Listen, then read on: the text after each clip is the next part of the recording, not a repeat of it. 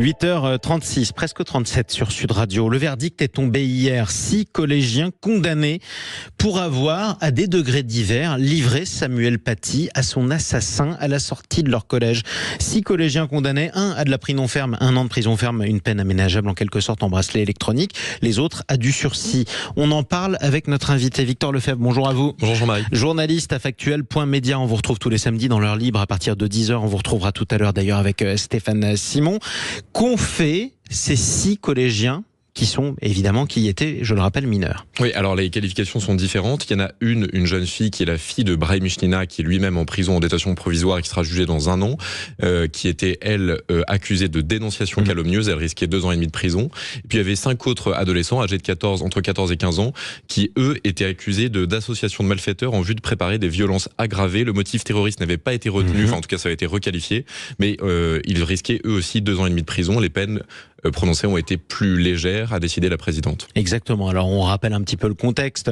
La jeune fille, c'est celle qui avait accusé à tort Samuel Paty d'avoir fait sortir les élèves musulmans de sa classe. Ça avait été le début d'une cabale sanglante qui lui coûterait la vie sur les réseaux sociaux, instrumentalisée par les islamistes. Les autres, ce sont ceux qui ont été approchés à la sortie de leur collège par le terroriste qui leur disait « Montrez-moi Samuel Paty ». Il leur a donné beaucoup d'argent d'ailleurs. Voilà, c'était une somme de 350 € qu'il avait en liquide, en petite coupure de 10 €. Et le vendredi 16 octobre, en début d'après-midi, vers 14h, il interpelle un premier adolescent et il lui propose cette somme en échange de la désignation de Samuel Paty, puisque le terroriste Abdullah Kanzorov, qui est un Tchétchène de 18 ans, qui a été tué par les policiers, n'avait pas la description physique de Samuel Paty. Il ne savait pas à quoi il ressemblait. Important d'ailleurs, le terroriste et futur assassin ne leur dit pas « Montre-moi juste qui est Samuel Paty ». Voilà. Il leur dit pourquoi il veut le voir. Ouais, il dit à cet adolescent, ce premier adolescent, il lui dit « Je veux le filmer, l'humilier, le frapper ». Donc c'est quand même assez explicite. Il lui dit expressément, et d'ailleurs cet adolescent finira par reconnaître qu'il se doutait que c'était un peu plus grave que ça. Et le frapper, l'humilier, parce qu'il avait insulté le prophète, c'est ce que disait le terroriste. Alors c'est vrai,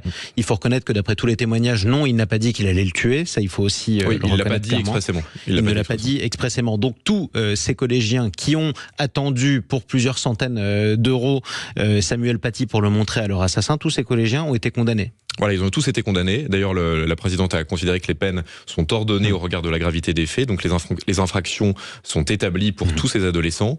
Et effectivement, ça va de 14 mois de prison avec sursis jusqu'à 2 ans de prison, dont 6 mois avec bracelet pour le premier adolescent, celui qui est interpellé par Anzorov. Alors, sauf que ces peines, elles sont insuffisantes pour la famille de Samuel Paty qui s'en est émue hier. Elle s'en est émue à travers notamment, donc il y a 3 avocats différents, Francis Spinner, Virginie Leroy et Louis Caillez, maître Louis Caillez. Et effectivement, il y a beaucoup de colère, de déception, d'incompréhension, ce sont leurs mots. Ils considèrent notamment par la voix de Virginie Leroy que c'est un mauvais signal qui est envoyé à 1 an du procès des adultes. Est-ce qu'ils vont faire appel ? On ne sait pas encore. On ne le sait pas encore et la décision n'a pas été prise. Nous sommes aujourd'hui la journée nationale de la laïcité.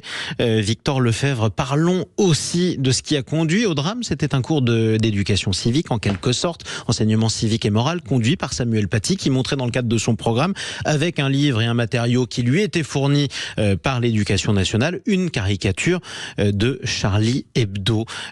Cette action-là qui a conduit à la cabale des islamistes, elle a été dénoncée aussi par certains de ses collègues profs à l'époque.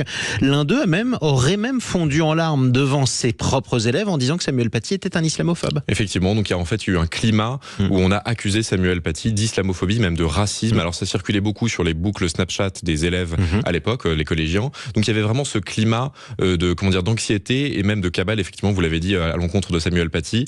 Et il y a 2 professeurs qui vont envoyer des mails à Samuel Paty, à l'ensemble des professeurs, et qui vont désapprouver son cours, qui est un cours sur la liberté d'expression, qui n'est pas un cours sur la laïcité. Et effectivement, c'est ce qui va peut-être participer aussi de ce climat qui va se répercuter ensuite sur les adolescents, qui eux-mêmes vont désigner Samuel Paty à son assassin. Est-ce que ça veut dire aussi, ce qu'on avait déjà découvert dans un certain nombre d'enquêtes, que certains, j'ai pas dit tous, loin s'en faut, certains professeurs ne sont pas du tout en faveur d'une application stricte de la laïcité? Effectivement, il y en a certains qui se sont vraiment désolidarisés, tous ne l'ont pas fait, certains sont restés silencieux, d'autres l'ont soutenu quand même, il faut le préciser, il y en a 3 qui l'ont soutenu ouvertement, qui l'ont raccompagné chez lui pour éviter, parce qu'il était très menacé, mais effectivement certains en revanche ne l'ont pas fait du tout. Oui. Et d'ailleurs, ça fait des mois que vous suivez ce procès, que vous suivez cette dramatique affaire. Est-ce que vous pensez, c'est la question qu'on pose à tous nos auditeurs, que la laïcité a reculé en France depuis l'assassinat de Samuel Paty ou pas? Oui, très certainement. Ça se montre dans tous les sondages d'opinion. Il y a de plus en plus d'autocensure de la part des professeurs sur ces sujets-là. Là, en particulier dans le contexte actuel, au Proche-Orient, ça renforce ce problème-là. Merci beaucoup Victor Lefebvre. Je rappelle que toutes vos analyses et vos enquêtes sont à retrouver sur le site factuel.media. Je vous dis à tout à l'heure. Oui, à très vite. Ne partez pas trop loin. On vous retrouve dans l'heure libre avec Stéphane Simon dans quelques dizaines de minutes, puisqu'on vous retrouve à partir de 10h à 11h.